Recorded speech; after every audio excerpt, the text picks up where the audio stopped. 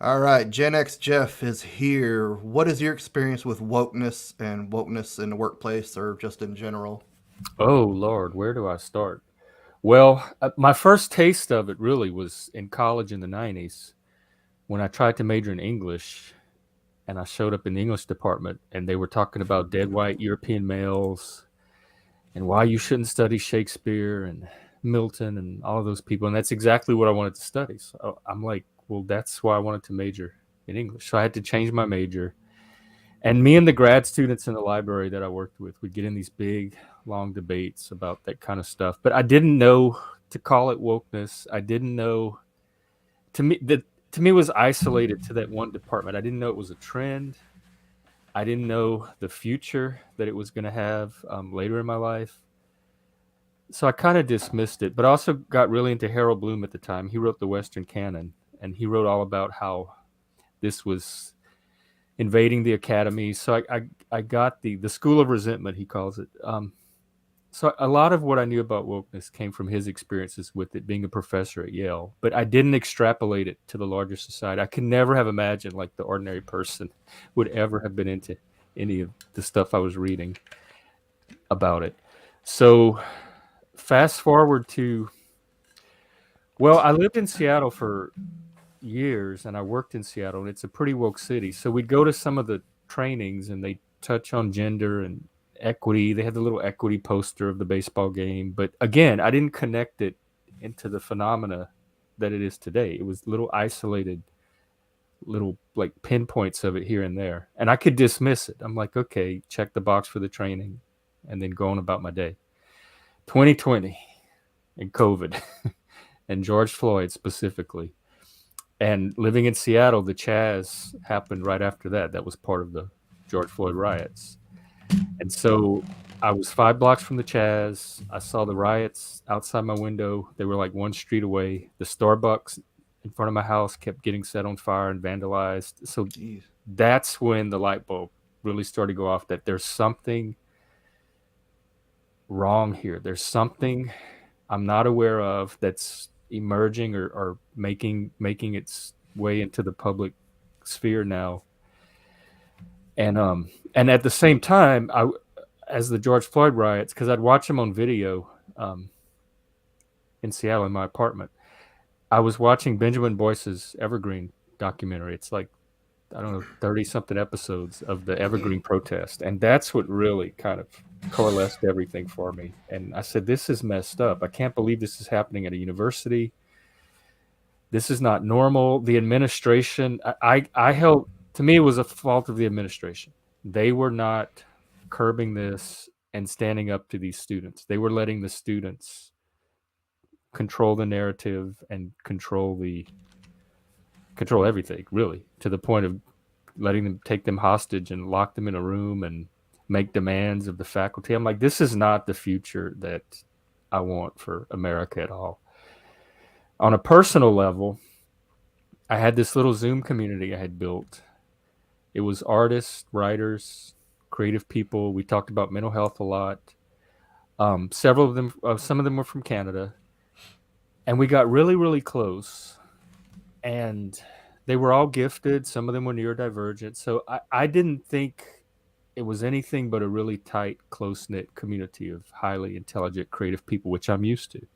And I tend to get to trust those people and get very comfortable in those communities. Well, Robin DiAngelo's White Fragility came out, and they all started talking about that and how everybody was racist. And I'm like, none of us are like, how can you think you're racist? You know you're not racist. We're not racist. Like none of the people I know, but they were convinced somehow that they had this secret hidden racism, and that was just so bizarre to me. And then I had a friend who followed Jordan Peterson. I didn't know anything about Jordan Peterson myself. He never came on my radar. But the friend was telling me about him. And so I started talking about him in this group. And some of the women in the group, this was predominantly women, by the way, got really disturbed about just the name Jordan Peterson. And they started lecturing me about how bad he was and how I shouldn't listen to him. And we like went to his website and looked at the different rules. And I'm like, well, I don't think all of these are bad. Like maybe 2/3 of them I agree with, but I don't still understand why he's such a problem for you and how misogynistic he was and anti-women. And so because I was friends with this guy who followed Jordan Peterson, they started to pull away from me and kind of treat me differently. And then at one point, and that's also when I discovered Critical Therapy Antidote, which is an anti-woke mental health organization. And I started getting involved in that. And I was really excited about it. I was meeting all these people. We were going to start a podcast. I was doing Zooms. And I went to this little group to tell them, like, I thought I was sharing good news. Like, hey, guys, let me tell you about this group I just got involved in. We're going to do this and this. And I got all excited. And a few days or maybe a week or so later, one of the ladies I was closest to, I noticed she had taken me off of her Facebook page. Mm-hmm. And it really shook me and threw me. And I didn't know, I didn't do anything that I was aware of to be removed from her Facebook page. So through the grapevine, she heard that I was upset and she messaged me and she told me that it was because I was not just not woke, but specifically anti-woke, and that she considers herself woke. And none of this came out in the group. We talked about everything under the sun. We went really deep. We made ourselves really vulnerable. We really got to know each other. And wokeness never came up. Ideology never came up. So I didn't know that she was as woke as she was. Not that it would have made a difference, because I feel like we had already gone so far beyond just surface political opinions and formed like a really strong bond. But for her, just the fact that I was taking these anti-woke positions and I followed this, or I was friends with a person who followed Jordan Peterson, made me enough to pull out of the group, take me off her Facebook page. The group fell apart at that point. A few of us tried to keep it going, but it was never the same. That was my first experience with actual cancellation for political opinions in my life. Like, not even growing up around Republicans did I get canceled or ostracized for my political opinions. They still treated me as a person. They tolerated my presence. And so that experience combined with the George Floyd and watching the Evergreen documentary, I think that's what cemented it for me. That something is afoot in society right now. It's dividing communities. It's dissolving relationships. I've watched the autism community get captured by wokeness. They're policing language and pronouns, and watching it come from other autistic people was a little hard for me to take. So I pulled out of the autism community. Satanism went woke. Every single community I was part of, the mental health communities I'd been part of for years, started to go woke. All of our trainings were about diversity and racism, and none of it was about mental health topics, like during 2020 at all. So having so many groups I was involved in, all of a sudden, almost overnight, start shifting their messaging and the framing of the issues and the message, not only the issues and the messaging, but me and other people involved that they had known for years were suddenly suspect or coming under a different kind of scrutiny. Masculinity played a big part about it. That's kind of haunted me most of my years here in Seattle, especially in the workplace. And we can get into that too. But that's kind of my experiential introduction into wokeness outside of just the few little manifestations of it I had encountered in college and through my reading. I didn't realize it went back so far to the 90s. Wow. Well, Harold Bloom started writing about it in the late 60s and all through the 70s. Like Really? it really kind of started in the 60s. And you got to remember, this came from the academies, which is kind of its own little ivory tower bubble. So in that particular setting, it had been going on for decades and decades. Queer theory started to coalesce in the 60s. Stonewall happened in the 60s. But we didn't hear about it till it started to make its way out of the academy as people graduated and trickled into the workplace and other areas where they could take what was happening in the academies and kind of start propagating it in their own environments.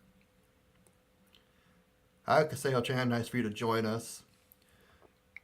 Oh yeah, I think my first experience with it is I was playing Dungeons and Dragons maybe like 2008 or so. No, about 2013.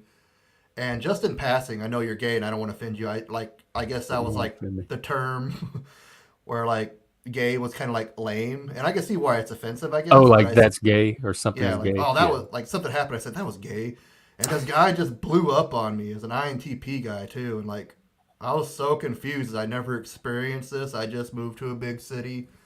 I was in Tucson. I just came from like a community of 600 people to a place of like a million people, and it's a university town too. So it's like a grain of blue in a red salt shaker, I guess. Because well, recently now, like a lot of people came over because of the pandemic, coming from California and stuff. Uh, and there's a lot more Californians, and we're now a swing state, interestingly enough. But yeah, that was like he just like blew up on me. Like, okay, it's lame. Is that better? This was And 2013. yeah, 2013. I think this is when it started getting real crazy, though. I don't know, but it sounded like it was kind of crazy for you before. And Shakespeare, what is like so misogynistic about He Shakespeare? white and He's male. white.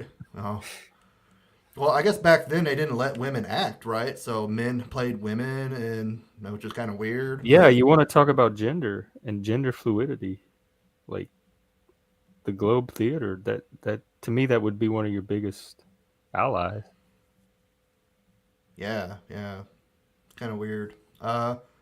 Just real quick, going on a tangent here. I did release your birth chart reading on my other channel, AstroType. You can find it down low in the Oh, description. oh, cool. What was your impression of Xeon's reading of you? That was freaky, man. That was really.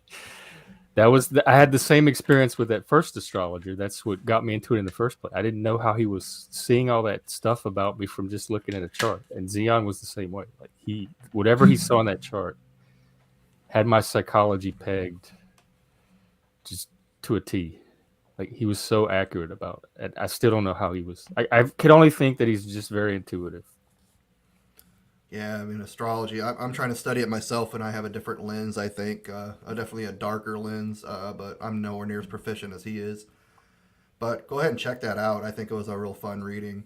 Yeah, I'll post it today on my thing. I appreciate it. So we're also going to talk about mental health and how difficult. Like I heard you say on a one of your podcasts, which you can check out Gen X Jeff's channel down below too. He definitely has some great conversations with himself and other people. With myself. I can't get in front of a mic. Like I was trying to record a video and just or I edit and I keep messing up. I can't get in front of a camera and just speak. Oh man, I wish I could do that so well. Like I didn't think I could whoa, either. I started. It helps if you have something to do while you're speaking. There's a girl that draws art while she talks. So I said, because I don't do art, I said, well, I can make a jigsaw puzzle while I talk. So I pulled up a jigsaw puzzle and I started putting it together while I talk. And that put my brain in a more relaxed state where I could just let the stream of consciousness flow. And it took Re- something like that. really? I didn't see you doing a jigsaw puzzle when I saw My some of first your. few episodes, I would share the screen and show it, and then I just stopped sharing it. But in the Mm, background, you can't really tell. But I'm working on a jigsaw. And then another thing that sometimes help is pulling up a website or Chat GPT can generate prompts for you, mm-hmm. and just go through an article or a Wikipedia article, maybe in different bullet points, and talk about them. So it gives you prompts to kind of go off of. Hey, there's Dolbez. Thank you for joining. I think he was that Stolbez. is he that Norwegian guy that was on your show? Yeah, Stolbez. He was my first guest. We Yeah, had some very great. very. We have two really great conversations on my channel. Yeah, he's very very interesting. I watched the first one and watched the second one. I'll have to check the second one out. Very smart kid. Indeed, I think he has a bright future, and Especially he's into psychology, and mental health yeah. too. Maybe I'll get him on one day. I think he's an INTJ, so maybe I'll get him on my show if he's interested. I think he's ENTP. I think we had a similar. ENTP, maybe. I don't know. But he definitely has a lot of. He's like 17 years old, and like I was just blown away by all the stuff he Yeah, was. yep. It's people like him that make me a little more optimistic about the future. Yeah. And there's Schizoid Vision. Thank you for joining, Schizoid. I really appreciate you. I've been trying to contact you too on Discord. I don't know if you have your email or something. I want to. Oh, he's an ENTP. Okay, my bad. But I'm trying to contact you, Schizoid, if you want to work on something together. I'll definitely look for that in the future.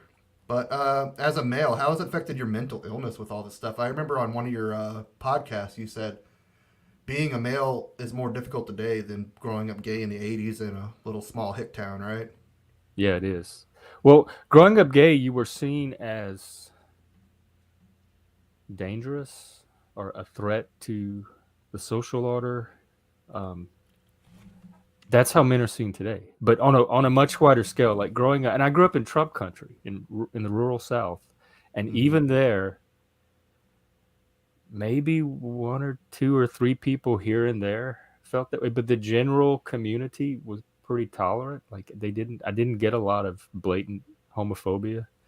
Um, Here, it's everywhere, and people are empowered and they feel completely comfortable vocalizing it. I've worked in mainly female dominated workplaces where they talk about white men and um, toxic masculinity, which I absolutely hate that term for many, many reasons. Um, so you hear it just everywhere. People are just so comfortable talking about how awful men. I tell the story all the time of how I was on that mental health committee and I got voted out because one of the ladies said I talk with my hands and that's a sign of violence. That's And I'm ridiculous. like, no, I'm gay and I'm from the South and we talk with our hands. And I've done plenty of podcast interviews and I noticed a lot of my guests will talk with their hands. I don't think it's that unusual, but she was convinced it was a sign of violence. And because she was uncomfortable about it, everybody rallied to her side and to protect her because she did the damsel in distress thing. It's the Karpman drama triangle from transactional analysis. You have a victim, a rescuer, and a perpetrator. So anytime a female is made uncomfortable about a male, and that could be anything, talking with your hands. I was in a training one day and they said that because if you're male and you're tall, you can be intimidating. So you have to be aware when you're around women to like downplay your. And I'm thinking, no, I don't. No, absolutely not. Do I have to do that? If somebody can't be around me because I'm male and I'm tall, they have the problem. I don't have to do shit. And so it's stuff like that. Like they try to find things about males or masculinity to make you self conscious about and problematize. And then people play on that. So they can find any little thing about you, tone of voice, they don't like a phrase you used, a word, anything, and they can start making it about how dangerous or potentially dangerous this male is. And when one woman, it only takes one woman to do it, the other women or even the men um, rally to their side as the rescuers because they all want to be the hero. And then I get painted as the perpetrator and the Mm-hmm. threat or the danger. And that's happened up here with me as a male way more than it's ever happened to me as a gay person in the South. In the South, growing up gay, you kind of knew who the people like that were, and you just avoided. Y'all stayed out of each other's way, but they weren't on a crusade to make your life miserable. Here, you can't avoid it. It's everywhere. It's at the Starbucks. It's at the workplace. It's at the gaming shops. It's at the your friends' homes. It's everywhere. This kind of ideology that men are dangerous or potentially dangerous. And my last job, I got fired, and part of it was well, the main reason was I think my boss she has trauma around men, and that got set off. We had worked together for almost 2 years. We were very close. We had a great working relationship, but it only takes one little thing to get someone triggered. And then she pulled me into a meeting. It was a 7 hour long meeting, and she wanted me to sign all this paperwork, and I refused. And one of the things that came out of the meeting is how she was worried about leaving me alone in the office with other coworkers. And I'm thinking, I asked her, I said, what do you think's going to happen? I mean, you've worked with me for over a year now. You've never seen me do anything violent. What are you worried about? She's like, well, I don't know if you're like alone in the break room and you get angry, are you going to What? like hit the refrigerator or attack one of the coworkers? And I'm thinking, where is she getting this from? Like, none of this is based on reality. None of this is based on anything she's ever seen from me, ever. It came from her trauma got triggered, and her mind is spinning out these scenarios about men and their potential to cause harm. And then she's projecting all that onto me. And I tried to explain this to her, but it's really hard to get people to see that when they're in the middle of it, and if they're not like working with a therapist or don't have a trauma informed awareness around that kind of stuff. So I was Yeah. just so surprised because I'm not a violent person, and in fact I got my nose broken one time, and I didn't even throw a punch back. Like, it never even crossed my mind to hit the guy back. And he's just sitting there. Like, he threw the punch. It was a gay guy. I was in front of a gay bar. He was drunk. And I'm thinking, did he just hit me in the nose? And then another punch.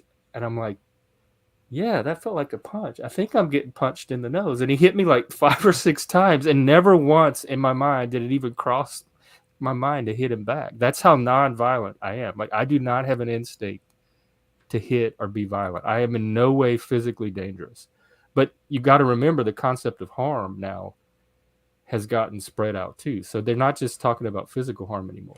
It's psychological harm, emotional harm, whatever they think harm is harm. So just existing in a workplace and making a coworker uncomfortable just by in their presence can now be considered harm if you can convince enough people of it. I'm surprised I haven't been a victim of that stupid mentality. Yeah, this is a funny comment. I just want to show it real quick. Dobiz, talking with your hands is a sign of violence. To have a seizure going to Italy, then I can only imagine. I've never been to Italy, but. And if anybody in the audience has any questions, post it down in there and we'll answer it eventually. Yeah, I think we both, like, what's your astrology chart reading? We both have strong Pluto, 8th house, Scorpio energy. It's all kind of the same energy, and people always been intimidated by me, and I'm surprised I never gotten major trouble for this. But I'd be walking across the street, a woman will just like go and like walk on the other side just to avoid me, and things like that. But INTJs have this reputation for looking pissed off, so I think it's a type thing as well. What But are there a lot of women in your workplace? What's the ratio? oh, like it's probably like staff wise. Well, I'm a behavioral health tech, and it's half and half, but all the administration is female. Hmm. And hi, Elodie, how's it going? Yeah, being an NT is definitely intimidating. I find you um, so easy to talk, like so relaxing, easy to talk to. yeah, I think we're on the same wavelength. I think it's, well, INTJs and ENTPs are real compatible in that sense, and that's one reason why I think I might be on the spectrum myself, because I kind of get along better with people on the spectrum than I do neurotypical people, it seems. So, That could be a sign. There's a theory of neurodivergent intersubjectivity, where like mm-hmm. neurotypicals tend to sync up and kind of relate to each other, but they say the same thing happens with people that are neurodivergent. We have this way of kind of just getting each other and relating to each other with not a lot of barriers in the way. They think it has Yeah, to do with like a low need for protocol and social coordination. We're able to just talk and deliver content and swap content back and forth without the kind of ritualized formality that seems to come along with a lot of neurotypical communication. yeah. I think our brains set off wavelength and stuff, like different frequencies, and I think we just kind of have like different frequencies that we're emitting and everything too. I don't know how true that is, but just kind of the way I see it. Kind of like you get an ambiance from people, certain aura they radiate. Someone was talking the other day, and this has always kind of thrown me about energy and the like you can he was talking about gratitude. So like he tries to set himself into a state of gratitude so that his energy is transmitting gratitude. And people talk about vibes all the time too. And it's because that stuff's so intangible for me, it's really hard for me to know what they're talking about. Like, I understand moods and Mm-hmm. maybe emotions, but he kind of like convinced me a little bit. I think I understand a little bit more what people are talking about when they say that people pick up on kind of the emotional or psychological states of other people.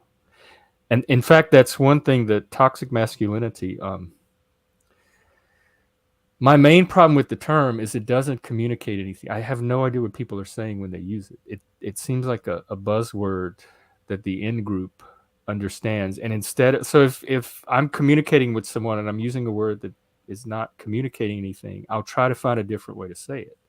So when I tell people I don't understand what you mean, it's like they double down and dig in and try to like make me aware of how I'm just not aware of they make it about me and my shortcomings and how I just Mm-hmm. don't understand toxicity. And we'll just think of another way to say it. If you're talking about male behavior or specific behaviors, um, then just say it another way and tell me what you're talking about in a very concrete way. But they get married to the use of this term, and they don't want to give up the term toxic somehow. And so they keep trying to convince me that I just don't understand the term, which I don't, but they don't try to say it in a different way to help me understand the larger phenomena that they're actually talking about.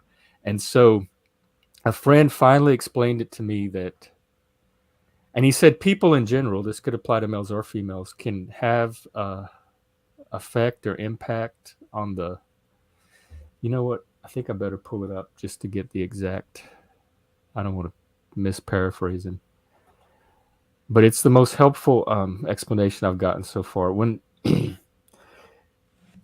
it means they have a negative effect on the frame of mind of the people around them or other people in question. Okay, that's so subjective to me, and it's going to be different for each person. Like you, you told me you have people find you intimidating or whatever, but you don't have that effect on me. So I might have a negative effect, which is subjective, on some people, but I don't have it on every people. So I don't know how to extrapolate from that. Which that's anybody's going to have varying effects on the people around it, if that's Yeah. all toxic masculinity is. But for some reason, there's something particularly tied to males or male behavior that people find having. So if toxic means having a negative effect, it's much more helpful to me to just say, and even masculinity is too broad of a concept, that some men can have a negative effect on the frame of mind of people around them, but then I would say some women can too. Hmm. Yeah, I definitely think so. I mean, what is toxic masculinity exactly? I mean, what is so toxic about being masculine? I understand, like, we're more prone to violence and things like that and aggression, but there's a lot of things that we really, without masculinity in men, there would not be much of a modern society, really, right? I think it would look very different, and Yeah. not all of us are prone to violence either. And I think so. I've talked about this on my show before, but my basic principle is if you're not part of the group that's being criticized, I don't care about your criticism. So if you're not male and you experience men in a negative way, you're experiencing from the outside. I don't really care about that. Like, do what you have to do. Avoid men. I mean, you're not going to change us. A lot of it comes from the like blank slateism idea that men are violent because we're taught to be violent, or we hang around other men and we tell each other to be violent. Like, it's not like this innate aggression or testosterone, whatever. And that if we're just taught differently or put in a different environment, we're going to magically not be aggressive or violent. I don't think they understand the male nature. So people that are not male, that don't understand what it's like to have a male body and a male endocrine system, I don't care how they're perceiving or experiencing me. They're putting it together from the outside in, like using their imagination to try to like explain the behavior they find difficult or unpleasant. But I don't take it seriously. Like they don't have credibility for me where I have to take it seriously. But if another man talks to me about it, we're both related. We're both experiencing the same phenomena, so I could relate to what they're saying more. So toxic masculinity to me seems a term from the like an out group looking Hmm. in on males, but it doesn't seem like it's something that, although the term was actually derived from the men's groups in the 90s that I was actually a part of, they were trying to develop a more positive image or like mode of masculinity for that particular time. And so they came up with toxic to contrast it with the negative traits that they were trying to move away from, I guess. But if you're talking about violence, just say violence. If you're talking Yeah. about aggression, just say aggression. But all kind of things get rolled into it. Hmm. Yeah, I imagine it must be a lot easier being gay now than it was 20, 30 years ago. I wish I was gay in so many ways. I'm just not attracted to men. And I have a 6-year-old son, and I kind of hope, I don't know what the future is going to look like. It's looking fairly bleak right now. But I kind of hope he's gay in the future. I mean, I think it'd be so much easier just trying to date these days. Going on a first date with a woman is like going on a job interview. Wow. There's no romance to it. They're pretty much, they're like vetting you with a fine tooth comb and a microscope, basically. And one wrong move, you say the one wrong thing, then you're out. And women, they go off what you say mostly, not what you do. They don't look at your actions or your true character. That's why they keep falling for these Chad STP type characters who just tell them what they want to hear, get them in bed and abuse them, but they don't really want to give a good guy a chance, you know? How is it like dating as a gay male? I imagine like the autism stuff that usually hurts That's probably the relationships in biggest general. barrier. That's why I Yeah, try to date other neurodivergent. I haven't dated in like over a decade, so I really. don't. I've kind of tabled that. I've pretty much given up. Really, I think I'm just too weird and singular and different to really be compatible with another person. But what are the women? Are they kind of leading now? Like, are they used to? It was kind of the guy that led the date or guided the experience. Is it women now that are in charge of the dates? It may be me and just my social deficits, but in charge of the dates, I think they pretty much they expect you to do everything still. You know, they want fair rights and stuff. They still expect you to pay. They still expect you to set the time, the place, and the ambiance, I guess. But if you make one small mistake, you're pretty much out. Then they have, you know, five other people ready to go to take them on dates and exude them in, you know, whatever their narcissistic needs are. So it's But more competitive now. it is, I think it is very competitive. And I was sitting there reading an article, especially younger women these days. There's more and more single males, and males are experiencing loneliness a lot more, and it's affecting their mental health. We have higher suicide rates and stuff like that. But women are dating women more just because of all the, you know, the LGBTQ Are whatever they the I don't. attracted to the women, or they're just I kind of have a theory that all women are bisexual. It just seems like they're always like, oh, we'll be in dressing rooms together. They're always complimenting each other on oh? their looks and watching each other naked and groping each other and hugging each other. They seem a lot more open with that sort of I think they bond differently. They oxytocin bond over yeah. feelings and shared experience. I grew up with mostly women. My mom and my sister and all their friends were always at the house, so I kind of have a very intimate view of, and they were all like that. They touchy feely bond and Yeah. hug But bond. they definitely seem more prone to doing like homosexual stuff with each other than men will be, I guess. Uh Well, with the dating stuff, or just in general, really, it seems like it's more about their feeling, like how they're made to feel, mhm. more than like rationally analyzing a situation. And is it beneficial for me? What are the advantages, disadvantages? Does the guy make them feel a certain way or not? I think that's what it's all about is how the guy makes them feel in the present moment. They're not thinking about like, well, how's he going to treat me in the future? Is he just doing this to get me in bed? Is he just doing this to use me? Is he going to beat the shit out of me after the date? And you know, they go for these douchebags, and then all men are bad because they keep having these same patterns, you know. And I fall for the same patterns of bad women too. I'm definitely got a new look on life and stuff, and I'm talking to a couple people, so hopefully it works out, but it Oh, usually doesn't. But yeah, I don't know. It's just I think it's hard for men in general these days, unless like you're one of these douchey chads that got the game. But I think with my social deficits, like I said, it makes it even more challenging. And well, I'm a short, bald, overweight dude, so and I don't make much money, so that's definitely goes against me as well. but I think you have a lot of assets too, like strengths and advantages as well, that somebody would find appealing. Yeah, I think of very few, but like I said, I had the avoidant personality disorder, and I guess I got to go and talk to people too. That's the hard part. Oh, yeah. I think online dating is just a nightmare because women get bombarded with messages, and if you're a dude, unless you make money and you're attractive and good looking, you don't really get much traffic, I guess, on online dating sites. I haven't done those in probably about 6 months to a year. That's definitely bad for mental health for if you're a guy for sure.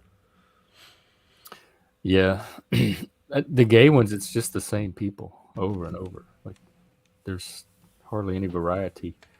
You had mentioned something about equal rights too, and I've been thinking a lot about that lately. Like I'm an egalitarian, and I kind of assumed that America was more or less, like the ideals at least, were more or less egalitarian. But when I hear how violent women think men are and how threatened women are by men, how there seems like a big power differential, at least from the perspective of the women. So I don't know how it's possible to have an egalitarian society with that kind of power differential, where half of the population is always having to defend themselves from the other half. So it's kind of making me rethink. I still embrace the ideal of egalitarianism, but in practice, if this is truly the experience of women, how do you possibly have a co-equal society with that kind of like threat level from one half of the population? You'd have to overcome that first so people can actually experience each other as equal without the threat of violence. And it's not that women want equal rights or equality, really. They want to pick and choose what rights they want. Like, they still would, like, well, you still want you to pay for dinner, and they still want you to kill the cockroach, and but taking out the trash is a man chore. But how dare you, expect them to do laundry or cook, that sort of thing.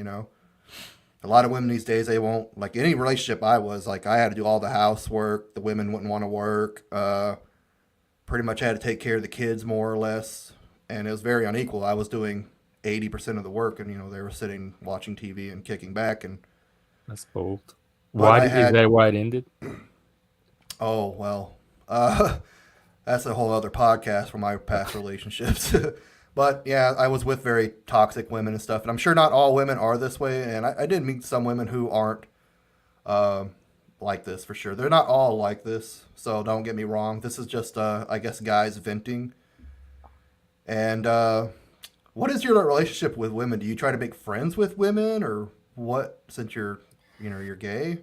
Growing up, well, I grew up with my mom and my sister, and that those relationships were kind of fraught from the beginning. Me and my sister had I mean, we're fine now, but as siblings, we kind of had a up and down, rocky. When we were good, but when we were not, we were bad. And so most of the friction in my at least family life were came from women. I got along with the boys fine, and my stepbrother and my male friends. But then, as I grew up gay in high school, college, etc., most of my close friends were with women. They just Mm-hmm. were, or I don't know, we could understand each other better. So I'm used to having really close relationships with women, and I have them Mm-hmm. with men too, but they just seem to happen more frequently with women. But then recently, like, well, moving to the Pacific Northwest, it was a completely different story. I could not seem to make the same connections with the women up here that I did with all of the other women in my life. And then some of the women that I did form past relationships with that were more on the feminist side, eventually that became a barrier. And like they heard something about me or in what I said or perceived something that clashed with their feminism. And then they started to pull back from the friendship. And these were like 10, 20-year friendships. And so I've watched the feminist ideology kind of come between me and the relationships I did form with women. But I'm used to women being kind of pretty good, reliable friends. But my experience with the workplace, my experience, like online experiences, like with that group I was telling you about, especially since wokeness, I don't want to hang around people that are going to see me as a threat or constantly stigmatize me or problematize me as a threat. It's like Frankenstein's monster. I don't want Mm-hmm. stigma. So I did an experiment the last year or so. I shifted all of my work to men's mental health and working strictly with men. And I pretty much cut all women out of my life as much as I can. And I would say things have never run more smoothly for me when I did Yeah. that. My mental health improved. I just relate to guys better. I There's this theory that like people have a basically a masculine psychology or a feminine psychology regardless of what your actual sex is. And Mm-hmm. I have a very male psychology. I'm very direct. I like solutions and problem solving and talking things out. And I can do that with men. And men don't have the same reactions that women seem to have about all of this invisible nonverbal stuff, or they'll hear implicit messages that I didn't say, that I'm not even aware that I'm communicating, that make them feel a certain type of way, and that'll come into the relationship. So um, women are just more challenging and difficult for me. So when I stopped pursuing any kind of connection with women and only focused on men, my mental well-being improved, my social life improved, there was less friction and conflict. And that's another thing, when there is conflict, I find that I can work it out better with men, and it's not the catastrophe that it is if it happens with women. And there's a higher threshold for what constitutes conflict. And then recently, because of some communities that I got involved in, um, I'm in contact with women again, and I am making some, and these are gifted women mostly and highly intelligent, but then so were all of the others I talked about too. So far, it's been a positive experience, and we're able to talk and communicate about the differences when they do show up. And I'm cautious, but I guess I'm past the point of like my moratorium on women is over, and I can take individual women on an individual. I've had some on my podcast, and they were wonderful guests. I enjoyed talking with you. I am the type of person that I judge everybody as an individual, and I try not to let, because that's what women do with men. If they have one bad experience with a man, then all men are evil, and they're on guard against every single man. And I try not to do that. So as bad of experiences as I've had with women, I try to give each new woman a chance and take her as a person, and not to judge her by my past experience. So that's what I'm doing with all of the new women that are coming into my life, and I'm taking them as an individual, and so far that's working. Um, I do notice differences, particularly in mental health differences, like, because a lot of the groups I'm in, it's kind of, part of it is support. So our mental health issues and trauma will come up sometimes, and I watch how the women give support to the women, and it's very different than the way I would give support. And so I think women have just different needs around mental health and what helps them when they're having difficulties, or what helps them recover from trauma, than I do as a male. And I don't know what the, like, I that's why I'm kind of glad I pulled back and strictly focused on men, because I'm not sure I know how to meet the needs of women around mental health. I just watch other women do it, and I can see that it's very different. Yeah, like for a while I was sitting there thinking, I don't know if you know what schizoid personality disorder. I explained what avoidant personality disorder is. It's kind of a lot real similar, except for I have schizoid. some friends that are have schizoid, or Yeah, so it's they just say. They like seem normal to me. I enjoy really my the friends. I don't see any difficulties, but they say they have schizoid personality disorder. so they actually communicate with you. Mm-hmm. With schizoid, they really have no desire or total indifference. And you can check out Schizoid Vision. I don't know if she's still here. Her channel talks a lot about schizoid personality disorder. But basically, the difference between avoidant personality and schizoid personality disorder is avoidant personality disorder. You have a huge anxiety but fear of social interaction because you feel you're social inept. But schizoid personality, you're just completely indifferent towards it. I thought I was going towards schizoid, but when I just try to cut off relationships, especially trying to find like a romantic relationship, it just doesn't work for me. I just have this urge to go look for it. But let's change gears a little bit. I want to touch on this before our podcast ends. Well, you talked about imposter syndrome quite a bit on the birth chart reading, which you can check out below. Can you go over that a little bit again? That resonated with me a lot as well. It's kind of the feeling that you're a fraud or a phony or faking. It's an incongruence between your self concept, or the way you experience yourself, and the feedback you get from other people as to the way they're experiencing you. So no matter how many times somebody tells me what a good job I'm doing, if I don't think I'm doing a good job, I'm not gonna believe it. I'm not gonna be able to internalize that. Like, there are some things that I know for a fact I do really well. I'm a really good teacher. I listen well. I read well. I'm a great hiker. Um, I'm a good. I think I'm a decent peer counselor.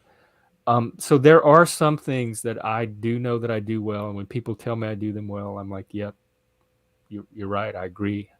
I I share the same experience you're having." But there's some things, like my professional life, um, that people are constantly telling me how good I am, and I just don't see it. And I look at other people that are doing the same thing, and they seem so much better than what I'm doing. But people assure me over and over and over that I am doing something very valuable. I do have this particular skill that's very helpful to people. And like I just launched my practice. And so I'm in the process of getting clients, and this is me on my own. And I've been doing this work for 8 years. I know how to do it and I'm good at it. And I have the job record to reflect that, but I'm still doubt myself. Like, should I be doing this? This seems really ambitious. Do I have the skills to do this? Am I up for this task? Can I really deliver what I'm saying I can deliver?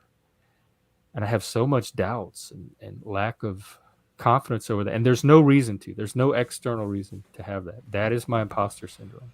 There's people that are like concert pianists that don't think they're good piano players. Like in their head, they're just not at the skill level that everybody else thinks they are.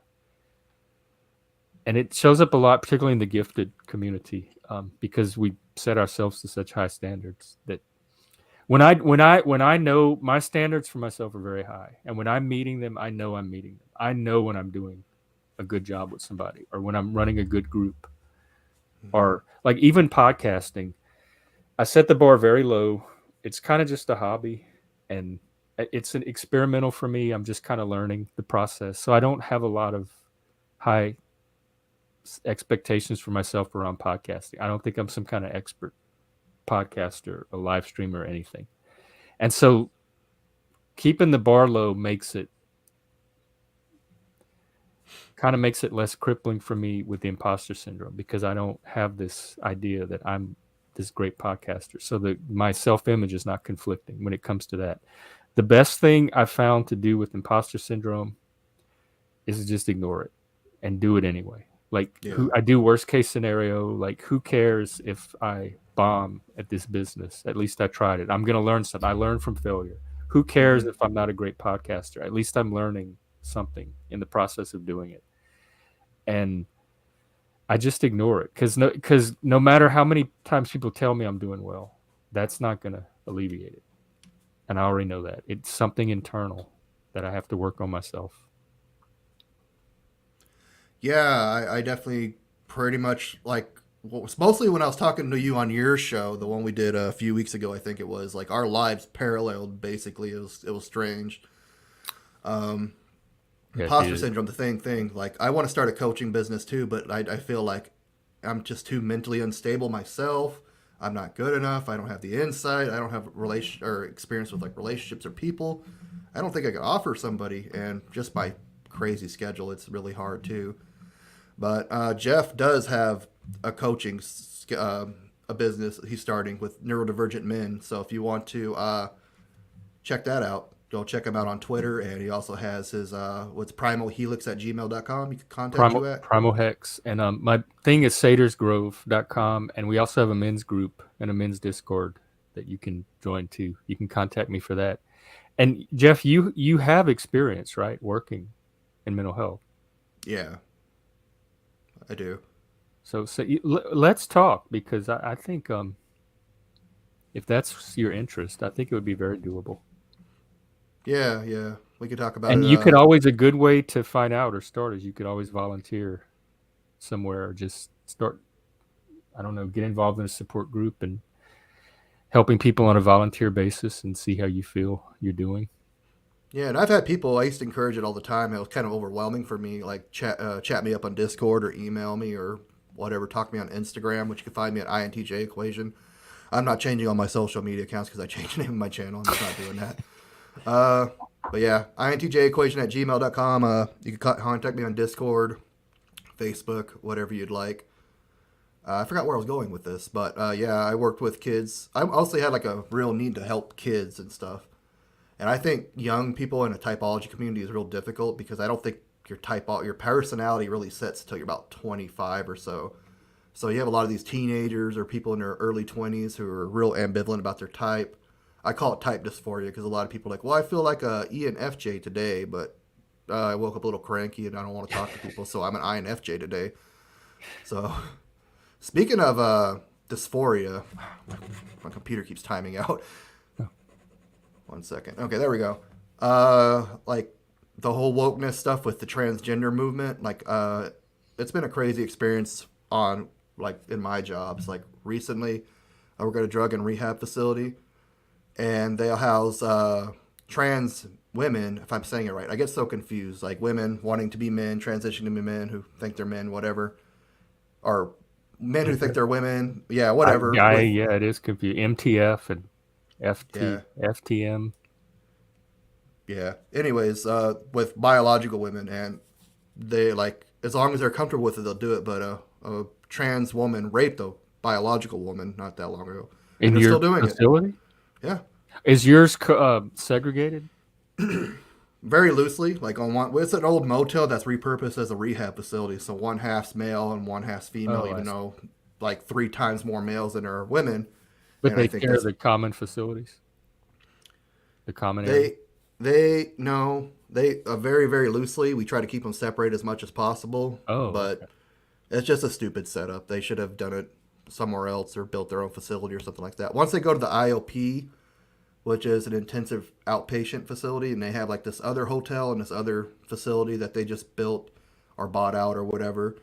It's a lot more co-ed, but we have a lot of people with like intermingling and sneaking off to have sex and starting relationships and stuff like that. So Oh. they're there for their treatment. Not it's not a dating retreat. So, but yeah, like the video that I'm going to release. I'm probably going to release it maybe tomorrow. I didn't release a video besides this week. My first real interaction was in prisons. There's always a handful of them in prisons, and there was this one who's a little short, stocky guy like me, real big, aggressive, kind of. And he murdered his boyfriend with a hammer and drove around with him in a trunk for 2 weeks. And he would rape his roommates who were fully grown men, like on a regular basis. He was And a I don't male, know, male. a male transitioning to a female. Didn't look very feminine at all, though. Imagine me with like kind of like this weird croppy hair and makeup tattooed on my face. Yeah, that dude was scary though. He'd rape full grown men like on a regular basis. I don't know why they didn't put him in isolation. It's ridiculous. Well, he sounds way more violent than any of the actual men that Yeah. I know. And there was this other one too. It was a female transitioning to a male, and she raped a biological 10-year-old girl at the psych hospital that I worked at. So it's not all men that commit violence. There's plenty of Oh women who no. commit violence, and the legal system's much more lenient on women. Yep. I'd say there's a bias. Most of the violence in my life growing up came from women. Had some babysitters Hmm. that would do really sadistic things to me, and other women I've been hit, scratched, slapped. Men don't do any of that to me. Yeah. Yeah. I had a lot of experience with both men and women. Not physical by women, but definitely emotional and psychological for sure. Oh yeah, me And too by that far. and that's more harmful than the physical stuff that I've endured by my biological dad, for sure. I think. Women seem they try to use shame and guilt and negative emotions to get you to do what they think you should be doing. Hmm. Yeah, a lot of gaslighting, Hmm. a lot of Machiavellianism. That's what this whole social justice movement is. It's just Machiavellianism. And women develop, like I experienced this with my sister. Women develop socially faster than men. My sister was to this. She's light years ahead of me, especially with the autism of what's Yeah. going on socially. So she's like a master. She can puppeteer all of those social strings, and I barely know what's even going on around me. So they definitely have the edge when it comes to social. I don't know, like reputational damage, social manipulation. I feel like I'm completely at the mercy of women socially. Yeah, I'm curious to hear about people in the audience. I don't know if they're still here. We have Elodie, she's French.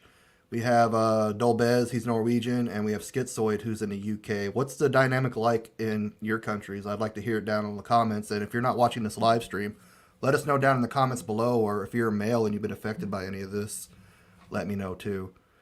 So I'm a straight white male, and you're a gay white male. I'm like Satan, and you're like a lesser demon, I guess, in society. Except I am the Satanist, and um, well, I don't consider so white, depending on what it means. Yes, I have white skin.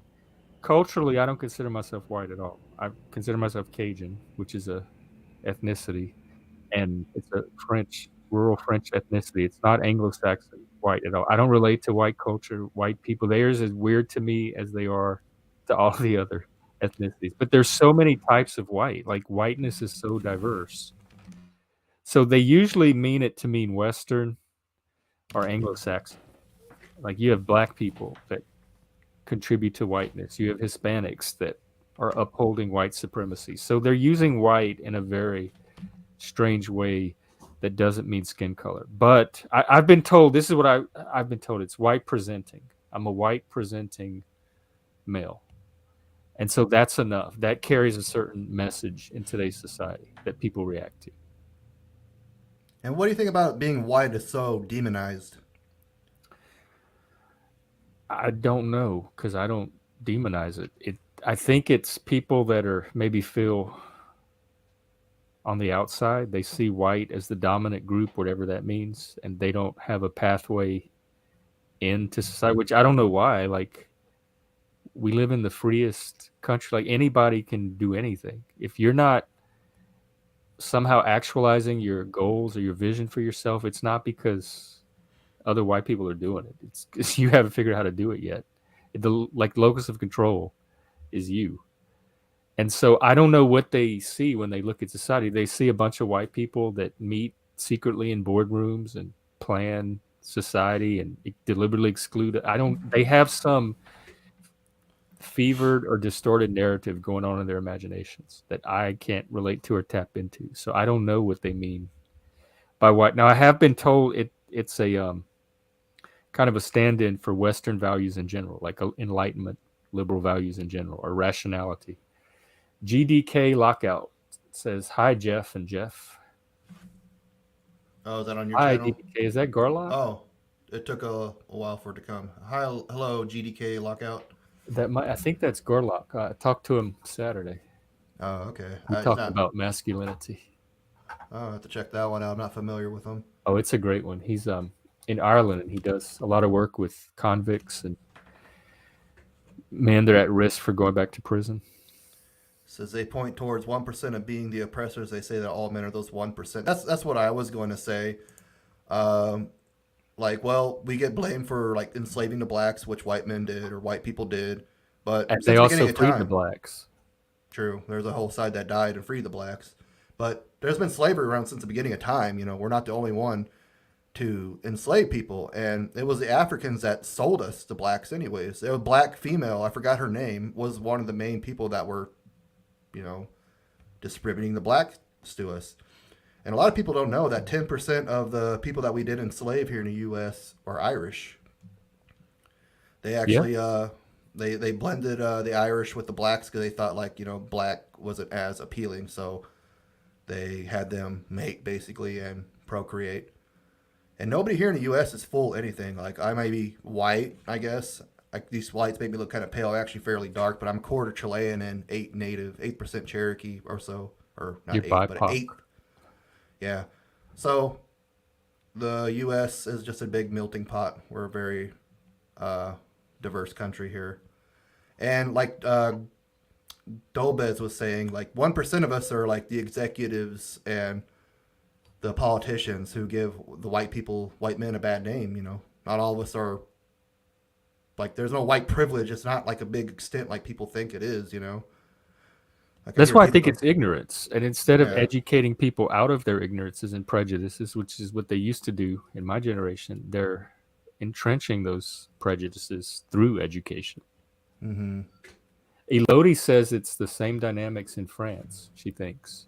Yeah, yeah. I'd like to hear more about that. I'd like to definitely get Dolbez on too one day if he wants to contact me. I don't know if he's on Discord or anything, but I think he's a bright kid and I'd like to talk to him. And he also says, honestly, Britain literally went on a crusade to end slavery. It has been estimated that the UK spent a total more money on abolishing slavery than ever gained from it. But it's a narrative. I don't think facts matter to an emotion driven. narrative.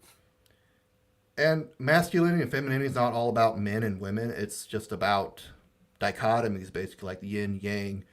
Like, I think masculinity is rationality and femininity is emotionality, and we need a blend of both. Just like this whole social justice warrior movement and feminism is just an emotional response. There's no, it's like, like they cancel people, they just accuse men of raping them, even though there's no evidence. There's this rational masculine process called due process, which, like free speech, is a very integral part of this country. And, it is, we don't go on witch hunts, basically, and people should have a right to a fair trial. And that's kind of in jeopardy right now because they think all masculine energy and terms are bad.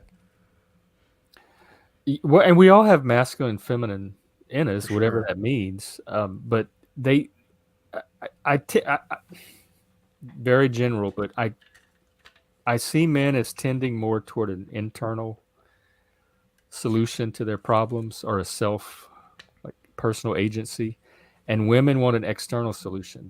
They want somebody they can, when they first of all, they seem to feel entitled to never feel any unpleasant emotion or feeling ever, and when they do, they want an external agent to come in and make the problem better for them. Or they want to control it externally. They want you to change how you talk or how you present or what you do so that their emotions can feel better instead of managing their emotions from an internal locus. Yeah. I think that's FE, extroverted feeling. A lot of it too is like, oh, I can't really regulate my own emotions, so I have to have people around them regulate it for myself. And when you have an entire culture that empowers that, like, Mm-hmm. no, here's how to regulate your own. We can help you with that. Like, no, girlfriend, you're right. That was wrong. You were the victim of an injustice. We need to get together and make that external person stop doing that to you. And I can't find out who said this, but I thought it was Hitler, but I don't think it is. And he said once you get people in a group, they stop thinking and they start feeling. The I group said, think. yeah. I watch that happen all the time with just neurotypicals. Mm-hmm. I don't have that. I see it. My friend was walking by a protest one day, and he told me how he was kind of overcome with the urge to. He didn't know what it was about or what was going on, but this feeling hit him to like join in and become part of it. And I don't, whatever that herd instinct is, I don't feel it. Maybe it's like a neurodivergent, neurotypical thing. Because I went to, like, I took my dad and my uncle to a Arizona Cardinals game, a football game, and just people around there just feeding off energy. And, like, this is the most boring thing I've ever seen in my life. I just don't get it. I had a friend that was talking about how he went to the Diamondbacks when they were in the World Series in 2001, and, like, just there was so much emotion in the air, and they all started crying and hugging each other and stuff like that. Like, I don't get it. It's just a Yeah, game. feel I don't feel that either. Like there's movies when I'm watching a movie with people, I can tap into the same. Like we're all laughing at the same parts, and we're Mm-hmm. sus- suspenseful at the same parts. And then Mardi Gras, I definitely get into. That's kind of a Dionysian, every collective experience. But I was socialized into it from a very early age. So there are instances where I do feel that, but I don't know why I don't for others. How far was your hometown from New Orleans? Well, we probably about 3 hours, but I grew up in the Cajun part, and the Cajuns have their own Mardi Gras, where we Oh yeah. dress up and chase the chicken, and we would go from house to house. The men ride on horseback, and they have the colorful pointy hats. It's a tradition that goes all the way back to the Middle Ages. And when I showed the videos up here in Seattle, they said that my culture was the stuff of nightmares, and that the hats reminded them of the KKK, Yeah, I was about and to they say. were horrified by it. But we go from house to house, and you collect a chicken at each house. They'll like throw the chicken off the roof, and then all the men run and chase it and put it in the sack or whatever. And we would ride in the horse trailer and follow them. And you dress in costumes, so we'd all have costumes, and we'd go from house to house and watch them chase the chicken. And at the end of the day, they would put all the chickens in a big communal like cauldron almost and make a community gumbo, and the whole village would come out and eat off the gumbo. So that's our Mardi Gras tradition. And growing up, I thought it was a national holiday, and I thought everybody was doing that all over the U.S. I thought people in California were chasing chickens, and people in New York City were chasing chickens and making gumbo. I had no idea it was like that localized of a tradition. Interesting. We have like Day of the Dead, which is like a Oh Mexican yeah, tradition. That's I went I love to Day of the Dead. like I took my son to and his little brother to the All Souls Procession parade, and like I want to join the parade. Like okay, so I just grabbed him. We started walking. I don't know if you're supposed to register or whatever. We just did it. I Fun. just like to give them that experience, I guess. All right, but is there anything else you want to talk about? I got a few minutes. I got to head out here pretty quick. Um, no, I think we kind of touched on all the points we wanted to. All right. If you like this conversation and you resonate with any of it, I would appreciate a comment down below, a like, share, subscribe, share this content on social media if you resonate with anything that we said. I think free speech is a very, very valuable asset we have in this country and other free world countries, but people are trying to shit can it basically. We just need to stand up. I think people are getting tired of it and they're starting to speak out against it, but don't be afraid to be canceled. Like Jeff said, he's been canceled his whole life. The You same will thing. you survive. But I don't have a family and everything to support either. Sometimes that's a factor that but you cancellation is not the end of the world, and there's plenty of support out there if it happens. Just contact us. And also we have Discords. If you my all of my Discords and my live stream is a free speech zone, so you're welcome to come and talk about anything you want and voice your opinion. No one's going to censor you or shut you down. And you can always get support there too. So you can contact me for. I have a men's Discord and a Discord for gifted neurodivergent people. Oh, and Dolbez appreciates that the stream started early. Yeah, with my schedule, I can't really stream too late. I definitely like to try to connect with an international audience too. I think like a lot of YouTubers seem like they're in the U.S. and they only try to connect with U.S. people. So I like to hear different cultures and different perspectives. Yeah. Well, I might. I've been streaming in the afternoon because I figured that's when most of the Yeah, audience is going to be around. But I might just start streaming in the morning. yeah, maybe vary it because I think like we're like I streamed with Elodie with that neurodivergent panel, which you could check out.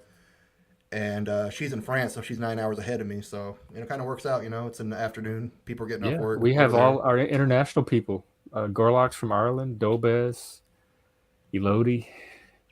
I used to have a pretty big Asian following too. I'd like to see them back, but it's I guess 10 o'clock at night. They're give or take. But anyways, check out Gen X Jeff's channel, our Discords, like you said. He has a coaching session for neurodivergent men. If you want to contact me with typology or vent your trauma, I try to encourage people to get online and vent their trauma. I think it's another stigmatized population, and probably 2/3 of us are traumatized heavily in some way. But don't be afraid to speak out and reach out. Yep. If you need to talk or need support, reach out. We have a whole group of All people right. you can get support from. All right. Dolbez, Elodie, Garlock, probably saying that wrong. Schizoid, thank you for joining us. I really appreciate it. Have a great day, everybody.